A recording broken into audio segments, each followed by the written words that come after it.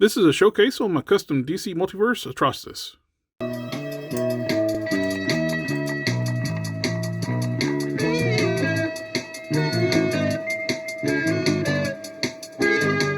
This is one of the little projects I did. Didn't really think I was ever going to need to do this, because when they announced the DC Multiverse Build-A-Figure Atrocitus, I was like, well, that'd be fun. Then, for some reason, they made it a giant. This is the leg to the Build-A-Figure one. I have all the parts to it, but actually the torso off sent to a friend of mine who's, I'm actually going to be turning this into a Scolex. And I sent the torso off to him so he can take measurements and 3D print the head. Thank you again, Custom Cannon. But you can see the size difference between the two. It's like, Atrocitus is a big character, but he's not Hulk size. So I don't understand why they're making him mega fig size. But it works for a Scolex. So anyway, the parts I use for this is the Batrocitus. Once I saw that, I was like, that's going to be perfect just to make a Atrocitus, a proper scaled one.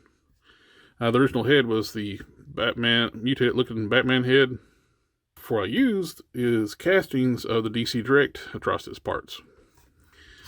The shoulder collar piece and the hood piece and the head, I got those from Casting Cave a long time ago, and it's been sitting around basically waiting for the right body. And I ended up using them on the Batrocitus. I cut the collar piece off the casting. He had cast the shoulder. It's all one piece. He casted that, and I just cut it off. He cast it in a softer plywood material because it's very hard to rigid plastic on this. So I cut that off and basically glued it in place around the neck, since it's actually got the shoulder pads on the Batrocitus body. The logo was like a Batman hybrid of the Red Lantern logo, so I had to take some Ace Fix-It sculpt, smooth over top of it. It's actually sculpted on and not just painted on. So I had to sculpt over it, smooth it out. Then I made a custom water slide, the size where it's not perfectly circular. I had to make it oval, and applied the water slide decal there. I painted up the casted parts, fitted the head to it, and full paint job on the head. You can see nice details, darker shade in the mouth. I got nice shading like the washes onto the face. Really like how that turned out. And instead of just plain yellow for the eyes, I added a little bit of that to Mr. Metallic's rough gold. Really enhanced the look of the eyes.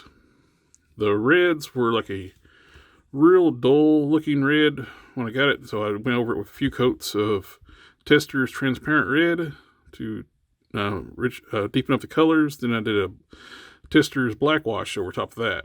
Then another coat of the red. Then applied a Mr. Hobby matte finish over top of that, and looks really good. I love the finish. On the hands too, I detailed those out. They weren't unpainted, just raw plastic from McFarlane, just red plastic, and the fingernails weren't painted. The ring wasn't painted. So I painted both sets of hands up.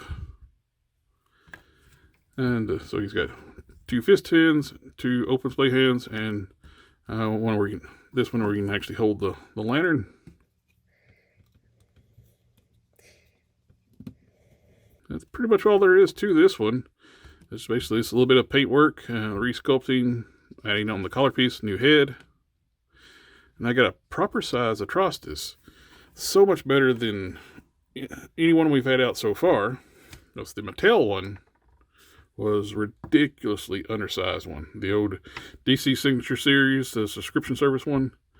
I have no idea why they picked a regular body for this. This was, when they had much better body choices for this, they could have used the Etrigan body, would have been much more proportionate for Atrocitus. Instead, they picked the skinny standard body, not even like a bulkier, like, I don't get it.